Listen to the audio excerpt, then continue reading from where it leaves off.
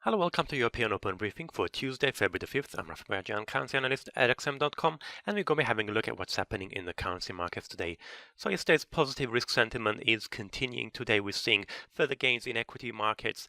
Major indices have now risen to multi-week highs, recovering strongly from the lows at the end of December and early January. We can see the dollar also moderately extending its gains following those strong jobs and manufacturing data from Friday. Dollar index currently up by 0.1%.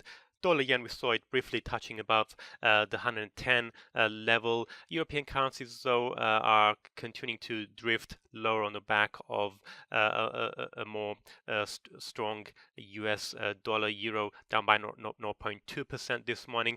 Sterling more or less flat. The main performer, though, this morning is the Australian dollar, which got a major boost from the Reserve Bank of Australia's policy meeting, where they weren't quite as dovish as markets had been anticipating.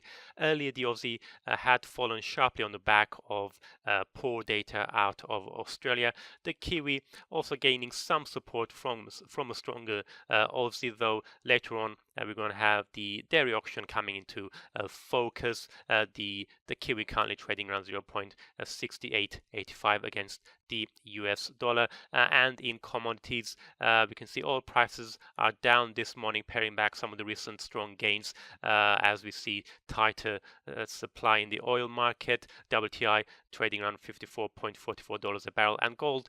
The gold rally also appears to be fizzling out, mainly due to the stronger dollar, and we're also seeing US Treasury yields recover as well from the lows soon after the Fed meeting. Gold prices currently trading at $1,312 an ounce.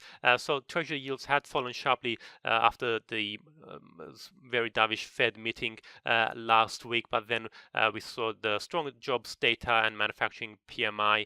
We're going to have later today the ISM non-manufacturing PMI. That's at 15 hours GMT. So another strong PMI there could further boost the US dollar. We also had since the end of last week positive remarks regarding the US-China trade talks, all of that boosting market sentiment and helping dollar yen climb to a 5-week high above the 110 level. The yen has been on the back foot since the start of this week due to the improving risk appetite.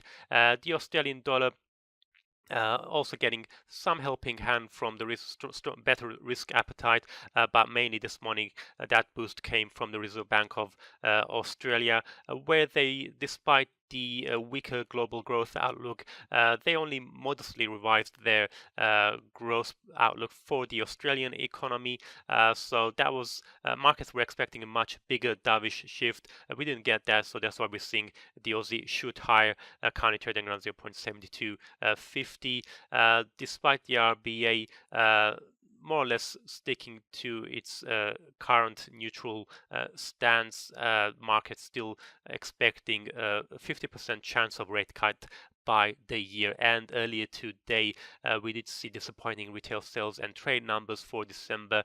The Aussie had fallen to around the 0.72 handle before recovering from the RBA. So there's still a chance, if the data continues to deteriorate, that over time the RBA will gradually shift to a more dovish position. And quick look at sterling now. We can see the pound just it's getting closer to the 1.30 handle. It did spike briefly high yesterday on reports that the UK will waive EU customs checks. So on the one hand, that's obviously a positive step if there is a no-deal Brexit. On the other hand, it does make the no-deal possibility more real. So that's why we're seeing a bit of perhaps some slight panic there, then sterling coming under pressure. But there is some support this morning.